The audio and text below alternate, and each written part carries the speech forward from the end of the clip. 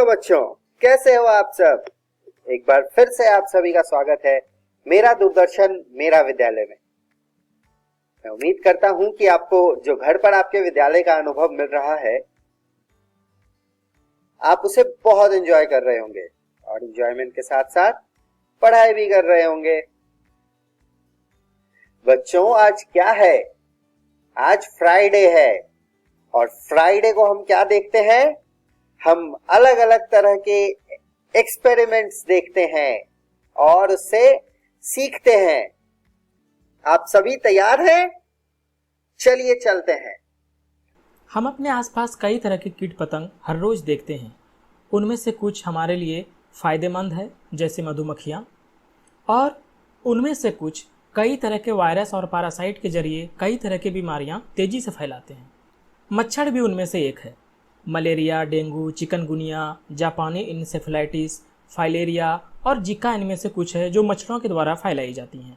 मच्छर खतरनाक इसलिए भी है क्योंकि इनकी आबादी बड़ी तेजी से बढ़ती है और एक बार में एक दो को नहीं बल्कि दर्जनों लोगों को काटकर इन्फेक्शन फैला सकते हैं। एक छोटा सा मच्छर हमें कभी भी कहीं भी काटकर गंभीर रूप से बीमार कर सकता है। तभी तो मच्छर ने काटा नहीं कि दिमाग में बुरी बीमारियों के शिकार होने के ख्याल आने लगते हैं। कैसे ख्याल? कि शायद कहीं मलेरिया, डेंगू, चिकनगुनिया, जापानी इंसेफेलाइटिस या फाइलेरिया या जिका, जिस मच्छर ने हमें काटा, कहीं उसके पास इन सब को फैलाने वाले सूक्ष्मजीव तो नहीं थे। उदाहरण के तौर पर अगर हम लोग बात करें तो चिकनगुनिया मच्छरों से फैलने वाली एक बीमारी है। इसे मादा एडीज मच्छर फैलाते हैं। इसमें बुखार के साथ साथ जोड़ों में ज़्यादा दर्द होता है। जब भी मच्छर की बात करते हैं या मलेरिया की बात करते हैं तो रोनाल्ड रॉस का नाम लेने हम लोग नहीं भूल सकते। मलेरिया के क्षेत्र में उसके योगदान के लिए 1902 में उन्हें चिकित्सा के नोबेल पुरस्कार से नवाजा गया था।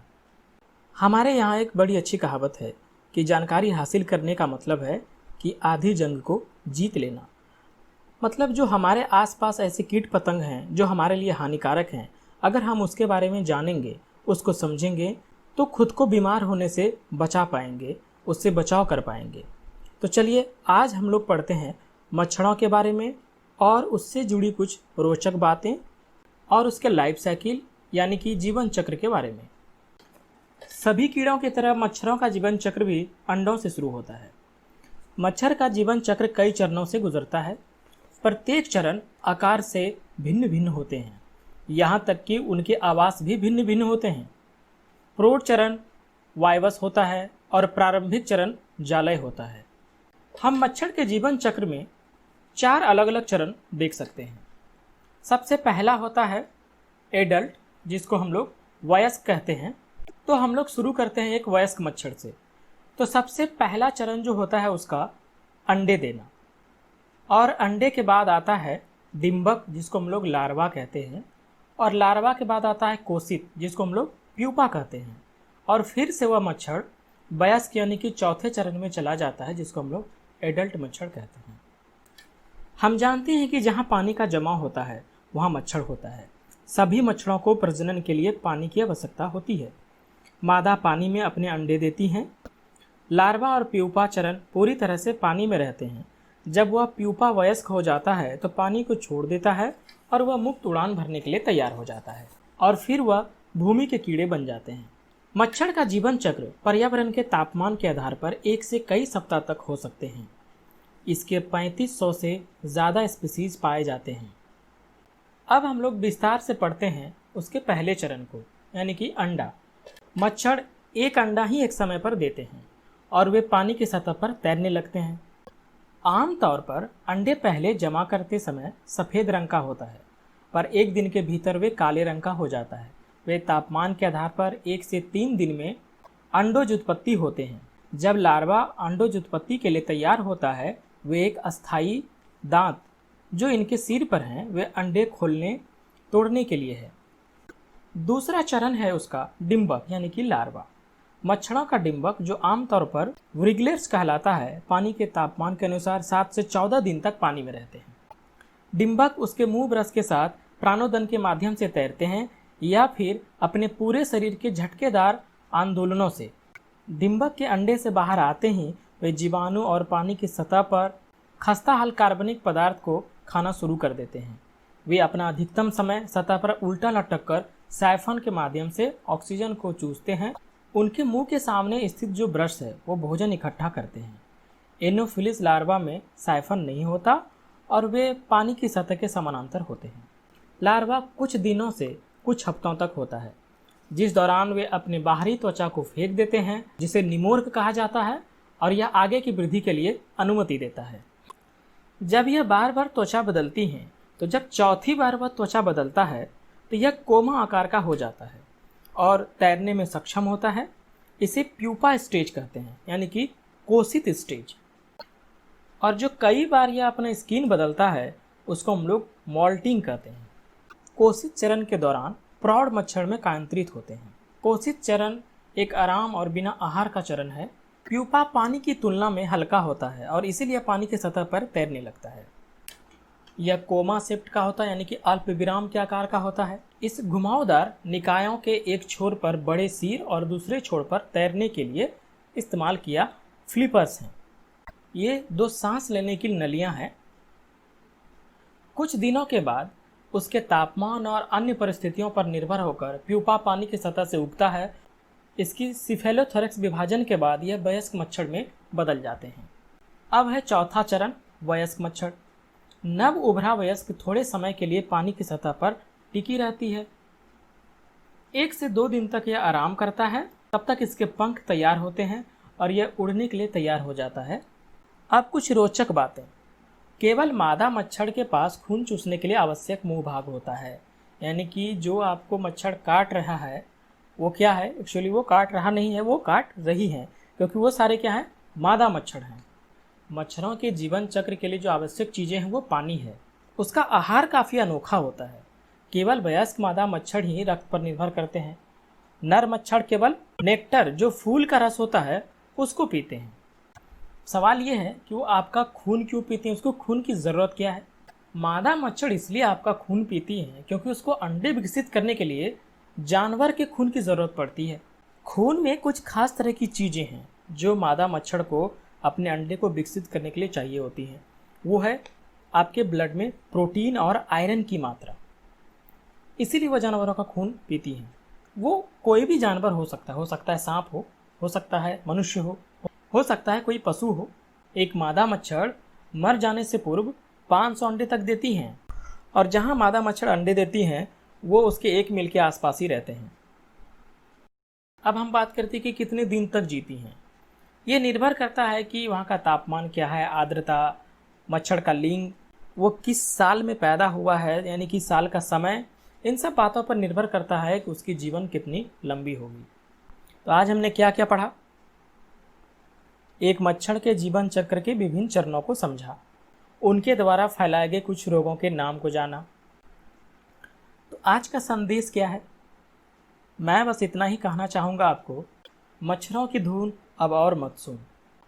तो हमने यह सीखा कि अपने आसपास हमेशा साफ सफाई रखनी चाहिए, पानी का जमाव नहीं होने देना चाहिए ताकि वहाँ मच्छरें ना पनपे और उससे फैलाए गए बीमारियों से हमें राहत मिल सके और खुद को बचा सके। एक बीजपत्री और द्विबीजपत्री के बारे में सबसे पहले हम लोग समझते हैं कि बीजपत्र क्या होता है। आइए आपको बताते हैं। जैसे कि मान लीजिए कि ये एक बीजपत्री है, यानी कि ये मोनोकोटिलीडन है, और ये द्विबीजपत्री है, डाइकोटिलीडन है। ये यहाँ पर मकई का हमने उदाहरण लिया है और द्विबीजपत्री में राजमा का हमने उदाहरण लिया है। आपको बताते हैं कि बीजपत्री क्या है। जब आप बीज बोते हैं तो उससे निकलने वाला ये पहला जो पत्ता होता है, पहला पत्ता जो ये निकल रहा है, इसी को हम लोग बीजपत्र कहते हैं। तो यहाँ से साफ है कि अगर एक बीजपत्री है तो उसमें जो पहला पत्ता निकलेगा वो एक ही होगा, लेकिन द्विबीजपत्री में जो पहला पत्ता निकलेगा बीज से वो 2 होंगे। यही कोटिलीडन है। एक कोटिलीडन ये था और ये कोटिलीडन ये था, उगने के बाद 2 पत्ते के रूप में परिवर्तित हो गया। घास जैसे सभी पादप जो हैं वो एक बीजपत्री होते हैं, और दलहन जैसे मटर, चना, ये सभी द्विबीजपत्री हैं। अब एक बीजपत्री और द्विबीजपत्री के पौधे में जो अंतर है उस पर चर्चा कर लेते हैं। तो सबसे पहले हम लोग देखते हैं सीड के तरफ। तो सीड में हम लोग जानते हैं कि इसमें एक कोटिलीडन होगा, यानी कि एक बीजपत्र होगा, और इसमें 2 बीजपत्र होंगे जो उगने के बाद पहला पत्ता का निर्माण करेगा। दूसरा हम लोग बात करते हैं पत्तों की। तो इसमें जो पत्ते होते हैं उसमें पैरेलल वेनेशन होता है। पैरेलल वेनेशन कहने का मतलब समानांतर शिरा विन्यास पाया जाता है। और जो द्विबीजपत्री होते हैं इसमें ब्रांच्ड होते हैं। इसका मतलब हो गया कि जलिकावत शिरा विन्यास पाया जाता है, यानी कि जाली नुमा होते हैं। और अगर हम लोग फूल की बात करेंगे तो जो एक बीजपत्री होगा वो त्रितयी होते हैं, मतलब कि या तो 3 होगा 6 होगा, यानी कि 3 के युग्मक में होते हैं।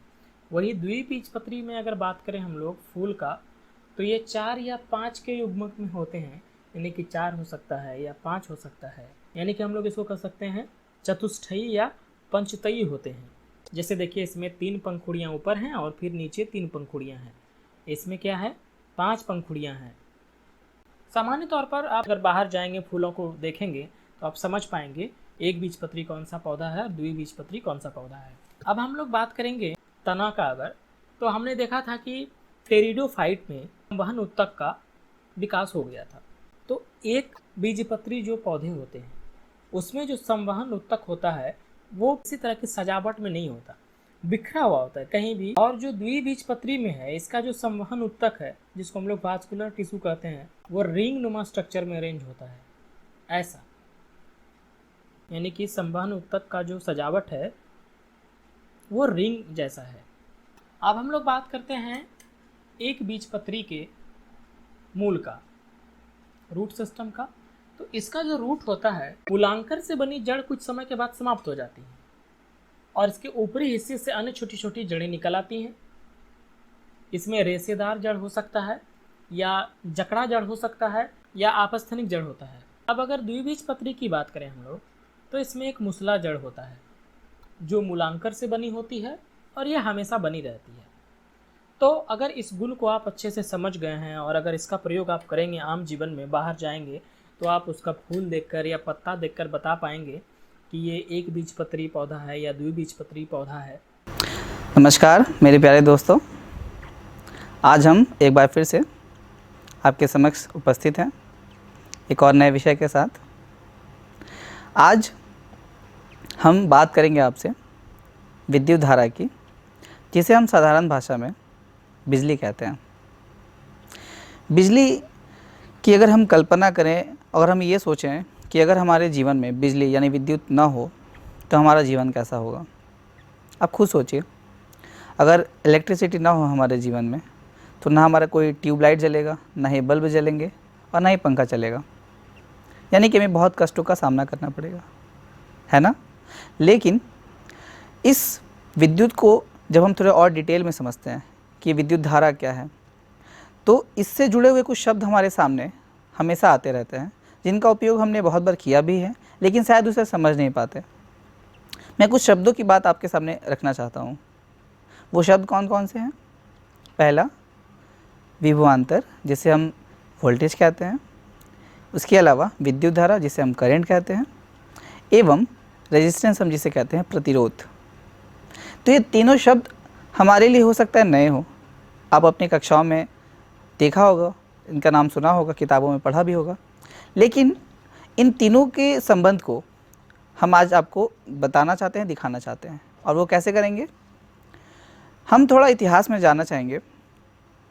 1826 ईस्वी में जर्मनी नामक एक देश में एक बहुत बड़े वैज्ञानिक, जिनका नाम था सर जॉर्ज साइमन ओम, उन्होंने एक नियम का प्रतिपादन किया था, एक नियम दिया था हमें पूरे विश्व को, जिसे हम ओम का नियम या ओम्स लॉ कहते हैं। आपने इसका नाम ज़रूर सुना होगा। अब हम ये समझते हैं कि ओम का नियम है क्या। ओम का नियम बताता है कि जब किसी चालक में विद्युत धारा प्रवाहित होती है तो उस चालक के अंदर उसके दो सिरों के बीच का जो विभवांतर बनता है, उत्पन्न होता है, वो उस विद्युत धारा के समानुपाती होता है, यानी डायरेक्टली प्रोपोर्शनल होता है। मैं एक बार फिर से आपको समझाने की कोशिश करता हूँ। ओम का नियम क्या बताता है?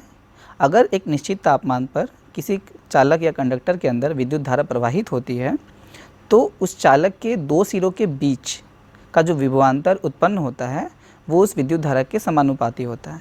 यानी जितना ज़्यादा विद्युत धारा प्रवाहित होगी, वोल्टेज यानी विभवांतर का मान उतना ही ज़्यादा बदलता जाएगा उस करंट के साथ, उस विद्युत धारा के साथ। तो ये तो एक साधारण भाषा में हमने ओम के नियम को बताया। अब अगर हम गणित की भाषा में अगर इसे बताएं तो हम ये कह सकते हैं कि विभवांतर यानी वोल्टेज करंट यानी विद्युत धारा के समानुपाती होता है। और जब हम इस समानुपात को हटाते हैं तो एक बराबर का चिन्ह आता है एवं उस बराबर के चिन्ह के साथ एक स्थिरांक भी हम जोड़ते हैं, लाते हैं, जिसे ओम के नियम के अंदर हम रेजिस्टेंस या प्रतिरोध कहते हैं। यानी आपने ये समीकरण ज़रूर सुना होगा कि वोल्टेज बराबर करंट इंटू रेजिस्टेंस, ये हमने पढ़ा है ओम के नियम के अंतर्गत। आज हम आपको ओम के नियम को सिद्ध करके दिखाएंगे कि एक साधारण प्रतिरोधक यानी रेजिस्टर का उपयोग करके आप किस प्रकार ओम के नियम को देख सकते हैं और उसके संबंध को यानी वोल्टेज एवं करंट के संबंध को, रिलेशन को आप अच्छे तरीके से समझ सकते हैं। अब ओम के नियम को समझने के लिए हम बहुत सारी पद्धतियों का उपयोग करते हैं। उसमें से 2 पद्धतियों का यहाँ जिक्र मैं करना चाहूँगा, मैं आपको बताना चाहूँगा। एक जो पद्धति है वो है वोल्टेज कनेक्शन सर्किट, जिसे हम अब थोड़ा आपको एक्सप्लेन कर देते हैं कि क्या होता है। जब भी हमारा कोई सोर्स, वोल्टेज सोर्स हम लेते हैं, मैं आपको अभी आने वाले समय में बताऊंगा कि वोल्टेज सोर्स क्या होता है या मल्टीमीटर क्या होती है, वो सब चीज़ें मैं आपको दिखाने वाला हूँ। तो जब भी हम किसी वोल्टेज सोर्स को लेते हैं और उसके अंदर जब हम एक वोल्टेज को अपने हिसाब से चेंज करते हैं तो उसके समानुपात में जो उसका करंट है वो भी उसी तरीके से इक्वली चेंज होता जाता है। नॉट इक्वली, लेकिन लगभग वो उसी वोल्टेज के मान के साथ चेंज होता जाता है। यानी जब हम वोल्टेज को चेंज करते हैं यानी बदलते हैं तो साथ ही साथ उसके करंट के मान में भी थोड़ा परिवर्तन होता है। ये हम बात कर रहे हैं वोल्टेज कनेक्शन सर्किट की। अब एक और पद्धति भी है जिसे हम करंट कनेक्शन सर्किट कहते हैं। इसमें भी हम क्या करते हैं, एक सोर्स हम लेते हैं, ऊर्जा का सोर्स लेते हैं, जिसमें हम इस बार वोल्टेज को चेंज ना करके करंट को चेंज करते हैं और उसी के साथ साथ वोल्टेज के मान में भी थोड़ा उसी के साथ साथ चेंज होता जाता है, जो हम देखेंगे अभी आने वाले समय में। आपको हम उसको प्रयोग के द्वारा दिखाएंगे। तो आज हमने आपको जो ओम के नियम के बारे में बताया, उसका उपयोग हम अपने जीवन में कहाँ करते हैं। आपने अपने घरों में बहुत सारे मशीनों को, उपकरणों को उपयोग किया होगा। उसके अंदर आपने बहुत सारी रेटिंग्स देखी होंगी कि 220 वोल्ट का हम एसी सप्लाई जो हमारी आती है उसको हम यूज़ करें। तो ये जो हम आपसे ये जो फैक्ट्स हम बताते हैं या जो चीज़ें हम उस पर लिखी होती हैं किसी उपकरण के ऊपर, वो कहाँ से हम निकाल के लाते हैं। तो ऐसे बहुत सारे मशीन जिनके अंदर हम रेटिंग्स देते हैं, अलग अलग वैल्यूज़ देते हैं, उसको हम ओम के नियम के द्वारा कैलकुलेट करते हैं, उसका मान निकालते हैं और फिर हम उसको बताते हैं। तो इस प्रकार के उपकरणों में ओम के नियम का बहुत ज़्यादा उपयोग किया जाता है। न सिर्फ उपकरण में, जब हम विज्ञान को और आगे अच्छे तरीके से पढ़ते हैं तो ऐसे बहुत सारे इलेक्ट्रॉनिक सर्किट होती हैं जिसके अंदर हम ओम के नियम का उपयोग करते हैं और अलग अलग वोल्टेज के मान को या करंट के मान को या रेजिस्टेंस के मान को हम निकालते हैं। तो ये तो हमने उसके उपयोग की बात की।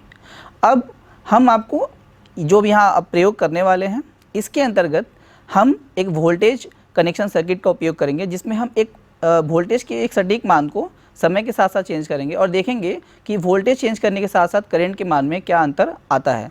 तो ये हम एक प्रयोग अभी करने वाले हैं और यहाँ से वोल्टेज और करंट का जो मान हमें मिलेगा उसका हम एक ग्राफ प्लॉट करेंगे यानी बनाएंगे और हम देखेंगे कि वो ग्राफ कैसा होता है और क्या उससे हम प्रतिरोध का मान निकाल सकते हैं।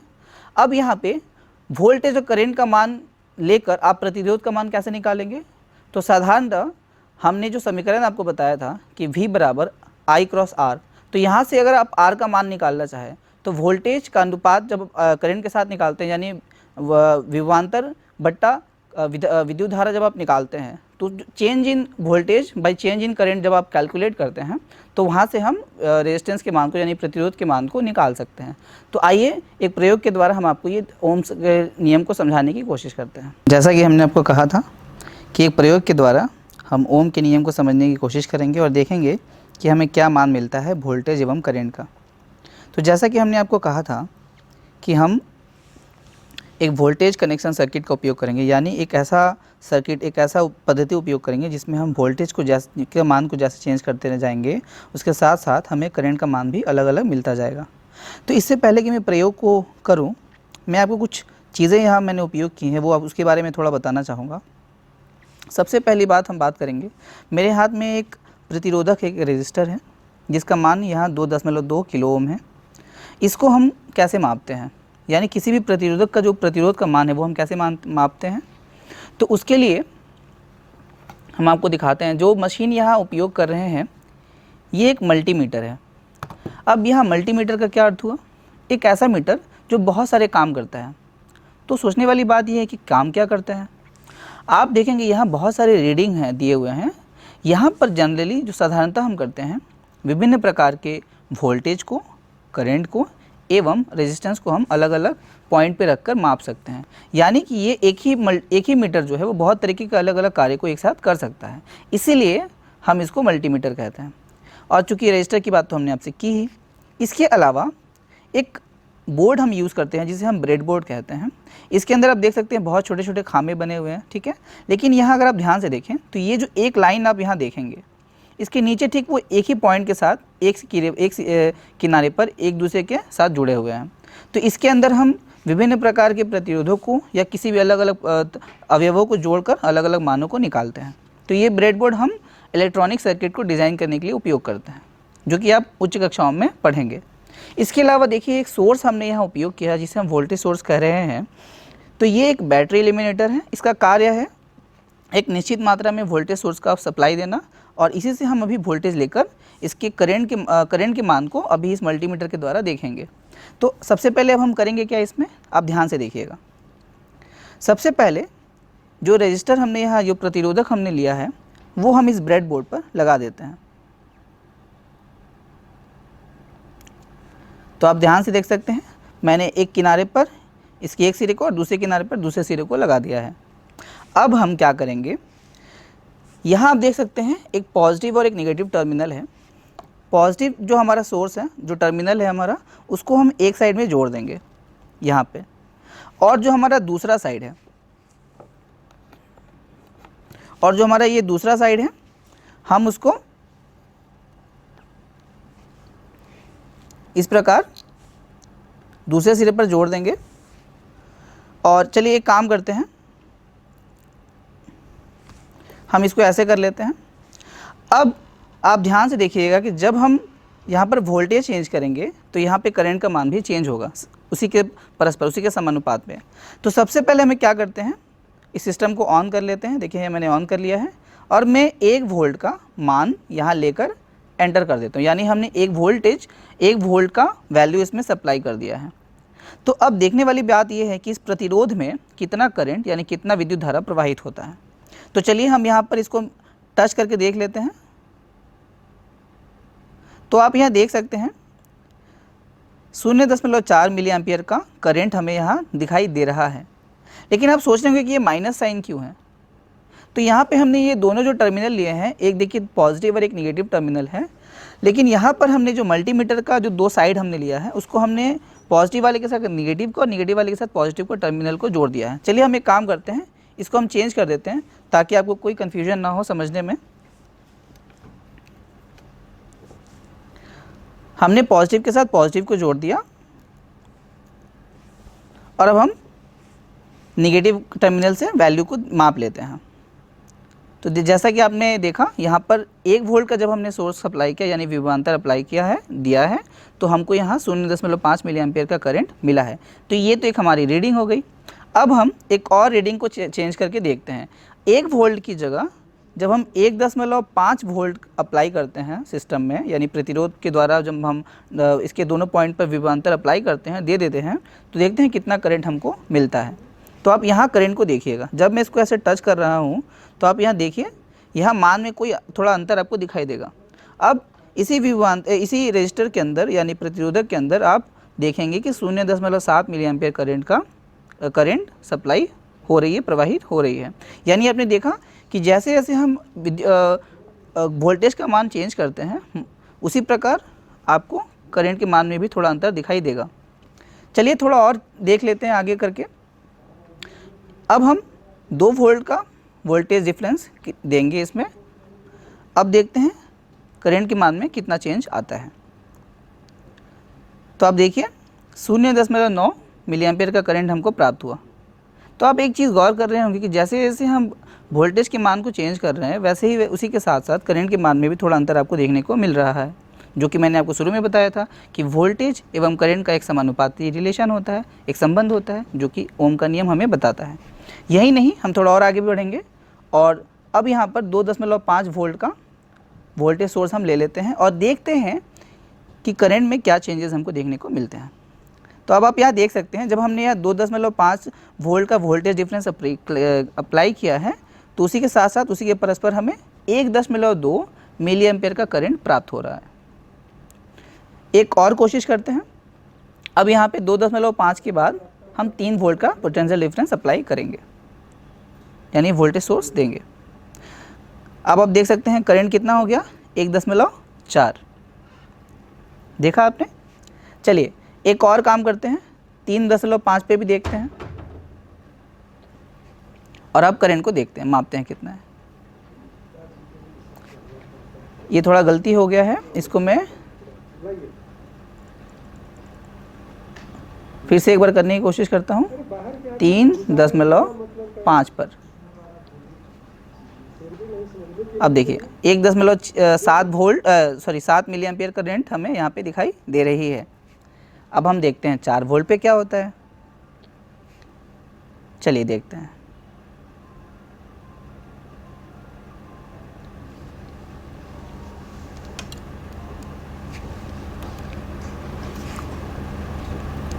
तो आप देख सकते हैं 1.9 मिली एम्पियर करंट हमें प्राप्त हो रही है।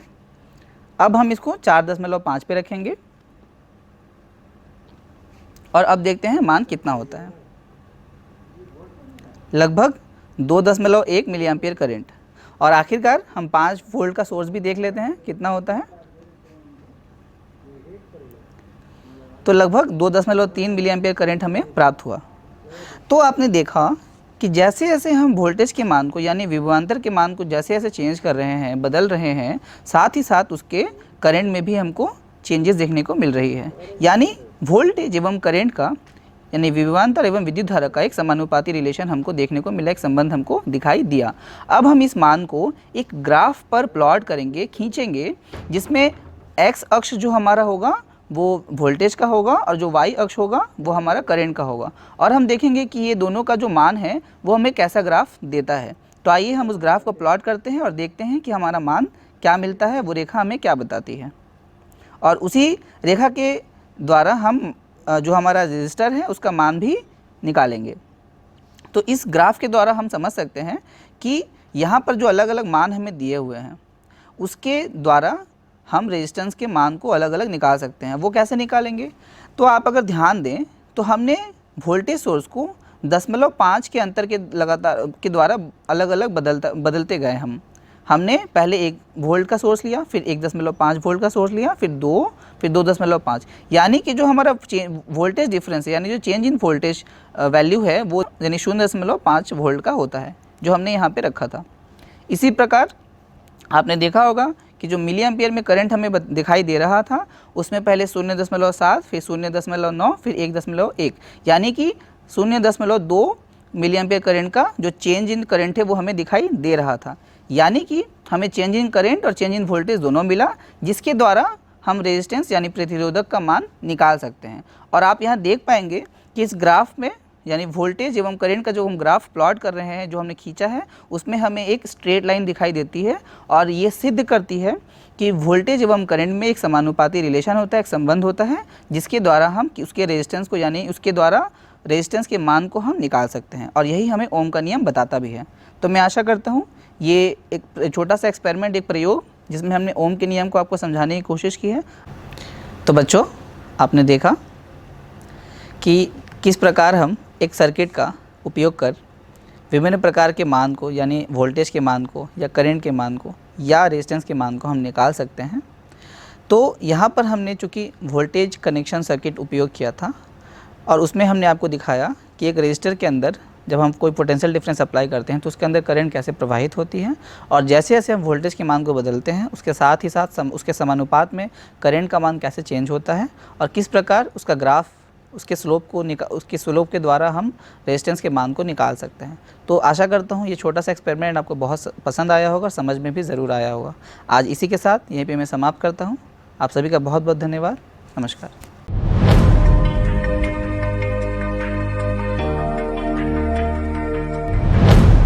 Science, technology, और इनोवेशन। बदलता भारत, एक नया भारत। बदलते भारत की इस तस्वीर में बच्चे भी अपने इनोवेशन से रंग भर रहे हैं। बच्चों के नए नए आइडिया बड़ी बड़ी समस्याओं का समाधान सुझा रहे हैं। जैसे अंडमान और निकोबार के सयन अख्तर शेख ने गैस सिलेंडर के कैप को आसानी से खोलने का औजार बनाया है। और मध्य प्रदेश की रहने वाली सुलोचना काकोडिया ने एक अनोखी ऑटोमेटिक टॉयलेट क्लीनिंग मशीन बनाई है।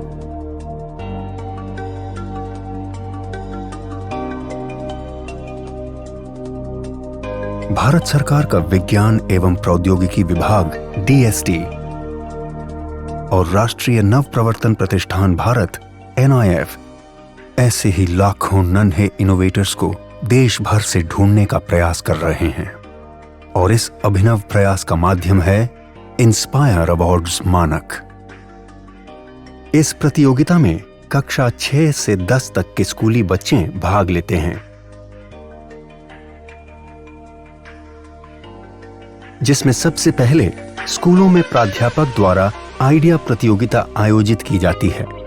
इसके जरिए बच्चों के बेस्ट 2 से 3 आइडिया का चयन किया जाता है, जिसका नामांकन इंस्पायर अवार्ड्स मानक के वेब पोर्टल पर स्कूल द्वारा किया जाता है।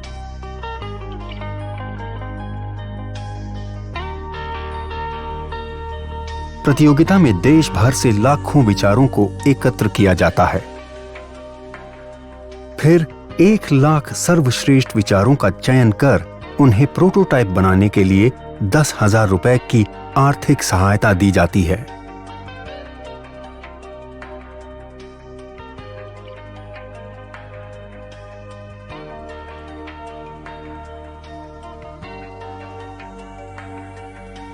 और बच्चों को जिला स्तरीय प्रतियोगिता में भाग लेने का अवसर मिलता है।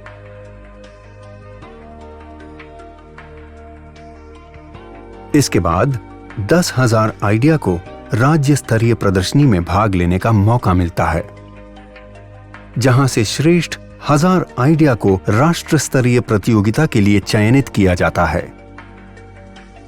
इन आइडिया के प्रोटोटाइप को बेहतर बनाने के लिए NIF देश के विभिन्न तकनीकी संस्थानों के सहयोग से मेंटरिंग वर्कशॉप के जरिए विद्यार्थियों को मदद और तकनीकी सलाह उपलब्ध कराता है।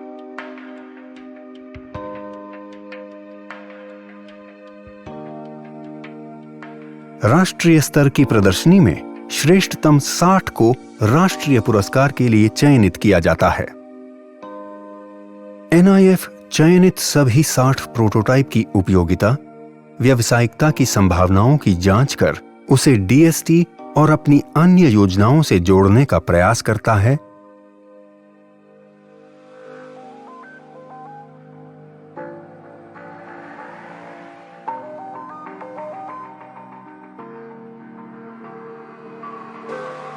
तथा वार्षिक festival of innovation and entrepreneurship में उनकी प्रतिभागिता कराता है।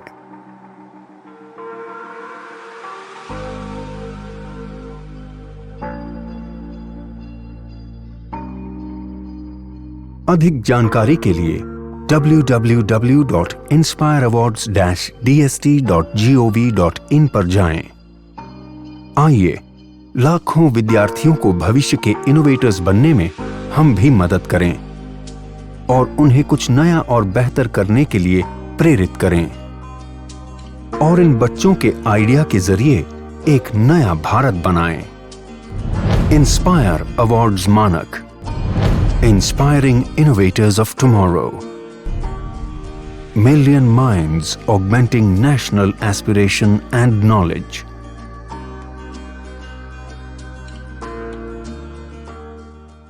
नमस्कार। क्या आपने कभी सोचा है कि घरों में लगे दरवाजों पे उसके हैंडल हमेशा किनारों पे ही क्यों लगे होते हैं, या उन्हीं दरवाजों को अनावश्यक रूप से बंद होने के से रोकने के लिए उसमें लगे डोर स्टॉपर्स भी हमेशा किनारों पे ही क्यों लगे होते हैं? इन्हीं सभी सवालों के जवाब देने के लिए जो विज्ञान का ब्रांच है, जो विज्ञान का विषय है, उसे हम कहते हैं rotational effect of force on a body, यानी किसी वस्तु पे बल का घूर्णी प्रभाव।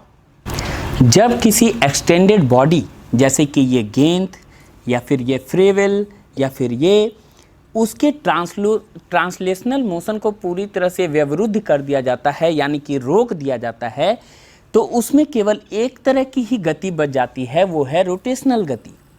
जिस एक्सिस के अलोंग, जिस अक्ष के अलोंग वो वस्तु गति करती है उसे हम एक्सिस ऑफ रोटेशन कहते हैं। उदाहरण के लिए आपके घरों में लगे आपके पंखे या फिर कुम्हार का एक चाक, इसके साधारण से उदाहरण हमारे समाज में उपलब्ध हैं।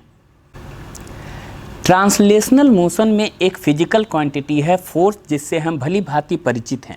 रोटेशनल मोशन में फोर्स का जो सादृश्य फिजिकल क्वांटिटी है उसी तरह की एक फिजिकल क्वांटिटी है जिसे हम टॉर्क के नाम से जानते हैं।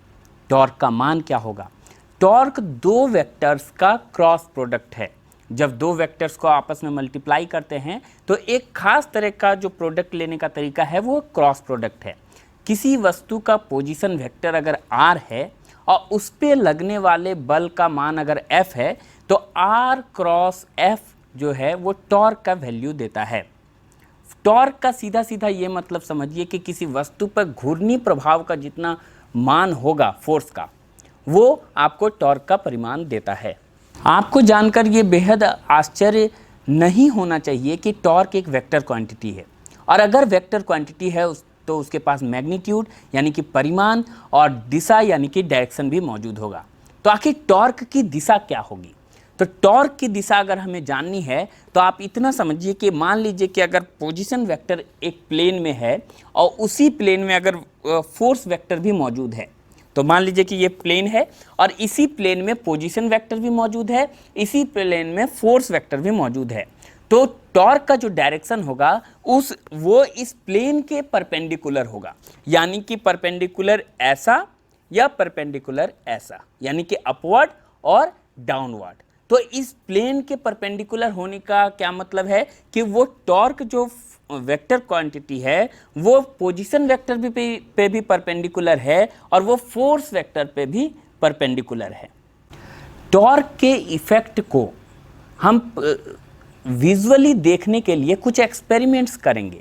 वैसे एक्सपेरिमेंट जो हमारे आसपास ही मौजूद हैं, हर दिन हो रहे हैं, लेकिन हम उसमें टॉर्क के कंसेप्ट को कैसे अप्लाई करके इसे सीख सकते हैं, चलिए एक एक करके एक्सपेरिमेंट करते हैं। प्रारंभ में जो पहला सवाल मैंने पूछा था, आइए उस सवाल का जवाब हम ढूंढें। हमारे पास एक दरवाजा है जो कि आप देख पा रहे हैं, इस पे एक लगा हुआ है हैंडल, और ये दरवाजा एक जगह से दूसरी जगह नहीं जा सकता है। क्यों नहीं जा सकता? क्योंकि यहाँ पे आप देखेंगे कि एक्सिस के अलोंग ये व्यवरुद्ध कर दिया गया है, यानी कि इसे रोक दिया गया है। तो आखिर ये मोशन कर सकता है आगे या पीछे, रोटेशनल मोशन यहाँ दिखा सकता है। अब इसका हैंडल यहाँ लगाने का कारण क्या है? तो हम सबसे पहले इसे समझेंगे कि आखिर पोजीशन वेक्टर कैसे दिखाते हैं और टॉर्क का डायरेक्शन कैसे निकालते हैं। तो this is the axis of rotation, ये हमारा एक्सिस ऑफ रोटेशन है। एक्सिस ऑफ रोटेशन को आप देख पा रहे हैं, जिस अक्ष के इर्द गिर्द ये घूम पा रहा है, और ये हमारा हैंडल है। जब इसे हम खोलना चाहते हैं, अंदर की ओर खोलना चाहते हैं, तो हमारे फोर्स का डायरेक्शन क्या होता है? ये अंदर की तरफ होता है। और पोजीशन वेक्टर का डायरेक्शन क्या होता है कि जहां पे पॉइंट ऑफ एप्लीकेशन है, यानी कि जहां हमने फोर्स लगाया है, तो यहां से यहां तक की दूरी आपका हो गया, ये पोजीशन वेक्टर हो गया। तो हम क्या अभी डिसाइड किए थे कि torque is equal to cross product of position vector and force vector, तो आर क्रॉस एफ। तो हम इसे कैसे निकाल सकते हैं? हाँ, आप एक काम कीजिए कि आर की तरफ अपना हाथ रखिए, ये आर हो गया और ये एफ हो गया। अब आर को एफ की तरफ घुमाइए, ऊपर की ओर से देखेंगे तो जब आर को एफ की तरफ घुमाएंगे तो आप पाएंगे क्या कि फोर्स का डायरेक्शन क्या हो जाएगा? टॉर्क का डायरेक्शन जो हो जाएगा वो इसके परपेंडिकुलर हो जाएगा। इसके क्या हो जाएगा? परपेंडिकुलर हो जाएगा, और ये आसानी से आपका गेट खुल जाएगा। अब आप कहेंगे कि सर अगर फोर्स का मान सेम रखें और हम आर की वैल्यू को घटा दें, तो आप पाएंगे कि उसी फोर्स को लगाने के बाद भी ये गेट यहाँ से खोलना या ये गेट इस पॉइंट से खोलना बहुत मुश्किल है, इसकी तुलना में कि हम वही फोर्स यहाँ लगाएं और ये गेट खुल जाता है।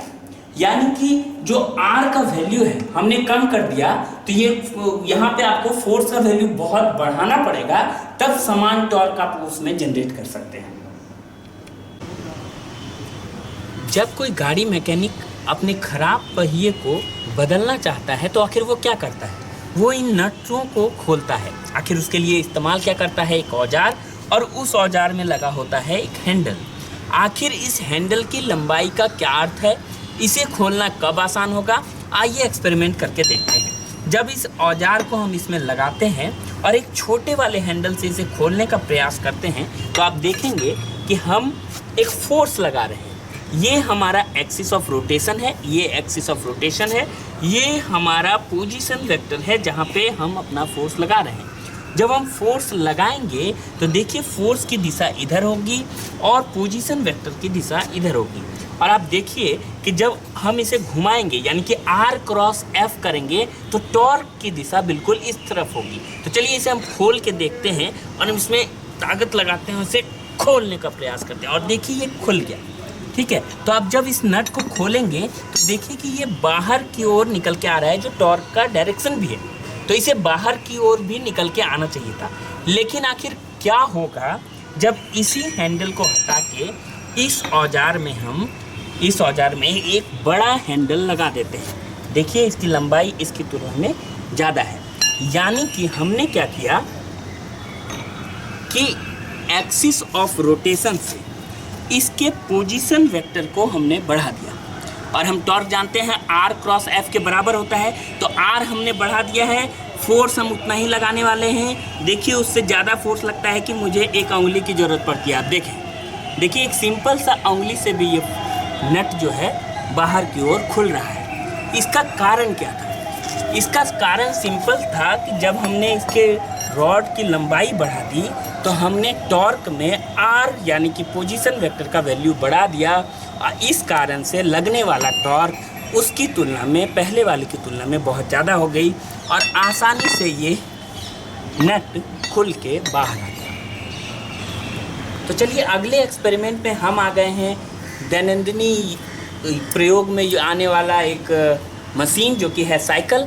आपने कभी सोचा है कि आखिर साइकिल में पैडल आगे की ओर मारने के बाद ये पहिया आगे की ओर तो घूमता है, लेकिन जब आप पीछे की ओर इसी पैडल को घुमाते हैं तो आखिर पहिया पीछे की ओर क्यों नहीं घूमता? इसका कारण है इसमें लगा एक यंत्र जो मेरे हाथ में भी है, आप देख सकते हैं। इसे हम फ्री व्हील के नाम से जानते हैं।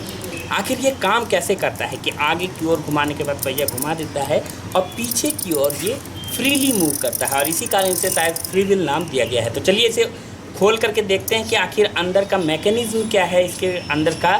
तो चलिए मैंने इसे खोल दिया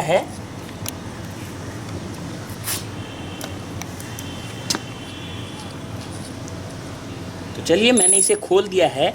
और इसे अगर आप ध्यान से देख पाएंगे तो देखिए इसमें दो दांत टिथ लगे हैं, एक यहाँ और एक यहाँ। जब पहिया आगे की ओर घूमता है तो ये टिथ जो है, दांत जो है, इसके खांजों में जाके फंस जाता है और ये कपल बनाता है। कपल वही फिर है कि ये एक्सिस ऑफ रोटेशन है, ये यहाँ से यहाँ तक दांत की दूरी को पोजीशन वेक्टर कहेंगे। इस पे लगने वाला फोर्स यहाँ वो उसके फोर्स को दिखाएगा और R क्रॉस F के कारण फिर ये टॉर्क पैदा करेगा और ये पहिया घूमने लगता है।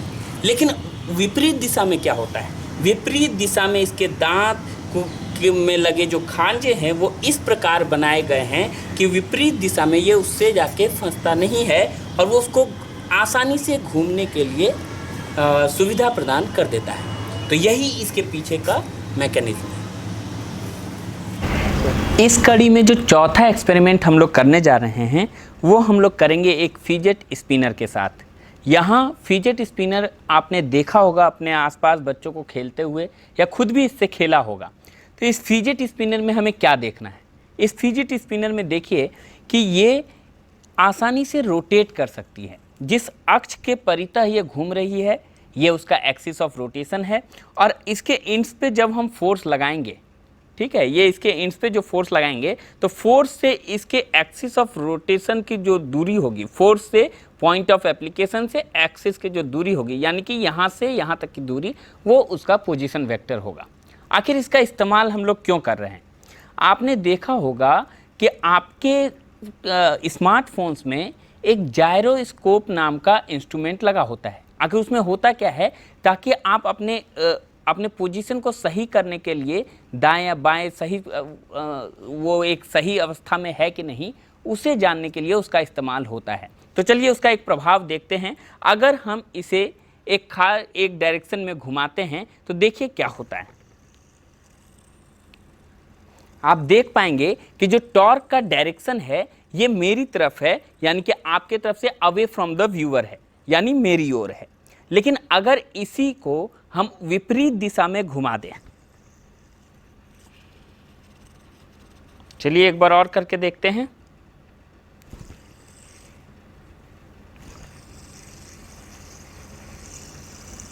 तो देखिए इसकी दिशा बिल्कुल ही बदल गई, क्योंकि हमने फोर्स जो लग रही है इसके पॉइंट ऑफ एप्लीकेशन में जो फोर्सेस लग रहे हैं उसकी दिशा मैंने विपरीत कर दी। तो इस तरह से हमने जाना कि आखिर टॉर्क का डेली लाइफ में, यानी दिन प्रतिदिन के जीवन में किस तरह से प्रभाव पड़ता है, और हर दिन इससे हम रूबरू होते हैं और इसे हम जानते हैं। धन्यवाद।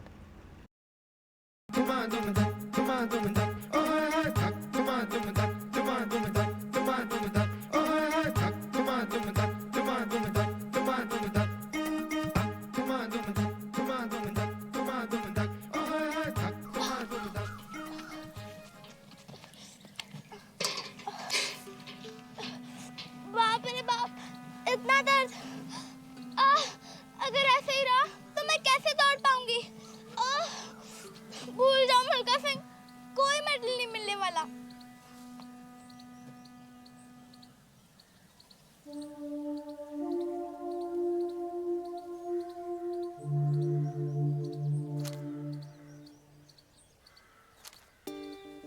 जब बिन बात मायूसी आए, फूले शरीर या जी मिचलाए, पेट में तेज दर्द सताए, बोल सखी करूं मैं क्या उपाय?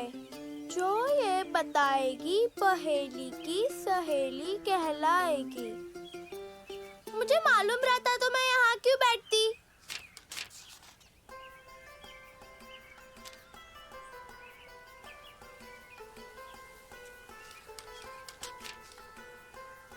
मायूसी, जी मिचलाना, थकान, चिड़चिड़ापन इत्यादि महीने के साथ आते हैं और चले भी जाते हैं। महीना शुरू होने के 5-7 दिन पहले से ही ये सब अनुभव और दर्द होना स्वाभाविक है, इसलिए ना घबराओ, सिर्फ मुस्कुराओ। मायूसी आए, जी मिचलाए, ये सब तो समझ में आ गया, पर दर्द क्यों? बोल सखी करूं मैं क्या उपाय? लेकिन उपाय तो भाभी ही बता सकती है। मुझे मालूम था तुम ही हो सकती हो। चलो आंगनवाड़ी, दर्द के उपाय के लिए। चलिए।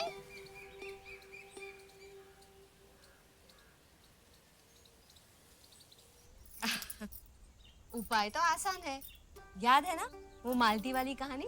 अब बताओ, महीना आने पर पेट में मरोड़ या फिर दर्द क्यों उठता है? महीना मतलब खून की परत का बाहर निकलना। गीले कपड़े से पानी कैसे निकलता है? निचोड़ने से।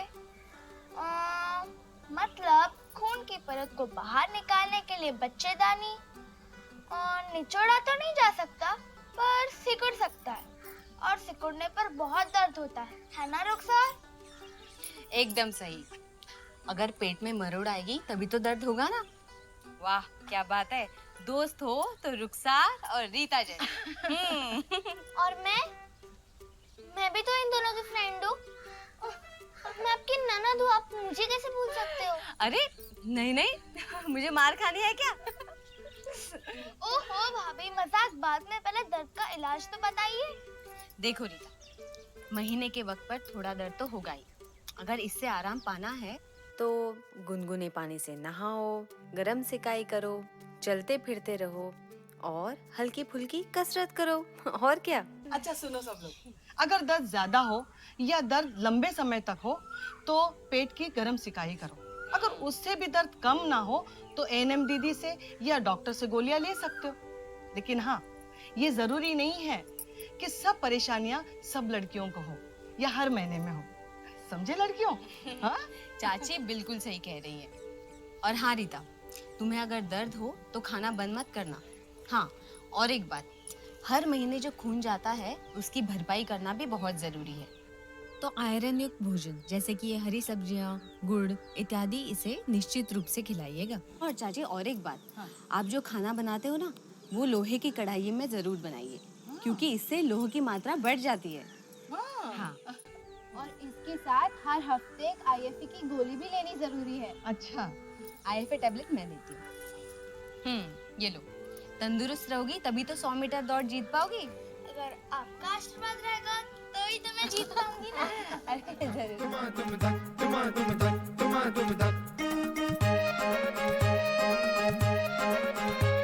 हवाओं में शोर है ये चर्चा, रोर है तेरे पंख है तैयार, ना रुकती तेरी अब रफ्तार, हौसलों में आ गई जा, तेरी ही जीत का है ये फरमान।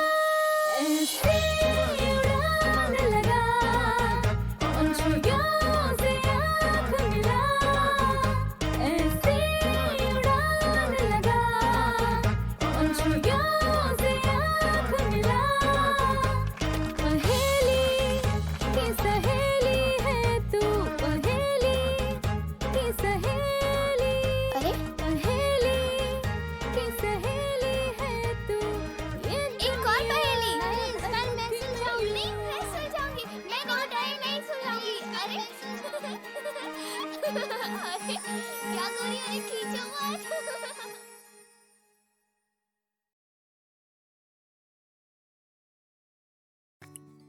आशा करता हूं कि आज के एपिसोड में पढ़ाया गया पाठ आपको अच्छे से समझ आया होगा और आपने अपने सवालों को नोट भी किया होगा। तो आप अपने उस सवाल को उन्नयन ऐप पर पोस्ट कर सकते हैं और ग्लोबल एक्सपर्ट से अपने जवाब को पा सकते हैं। बच्चों, आप अपने सवाल को हमारे दिए गए नंबर पर संपर्क कर भी अपने सवालों का हल जान सकते हैं। स्क्रीन पर जो नंबर दिया गया है उसे नोट कर लीजिए। अगर आप हमें ईमेल करना चाहें तो ईमेल भी कर सकते हैं। स्क्रीन पर ईमेल आईडी दी हुई है, नोट कर लीजिए। यह वीडियो बीईपीसी के वेबसाइट पर भी उपलब्ध है, तो आप वेबसाइट नोट कर लीजिए www.bepcssa.in। इस वेबसाइट पर डिजिटल लर्निंग सेक्शन में जाकर भी आप इस वीडियो को देख सकते हैं। मिलते हैं बच्चों अगले एपिसोड में कुछ और रोचक कहानी और कुछ और पाठ के साथ। तब तक के लिए घर पर रहें, सुरक्षित रहें और पढ़ते रहें। बाय बाय बच्चों।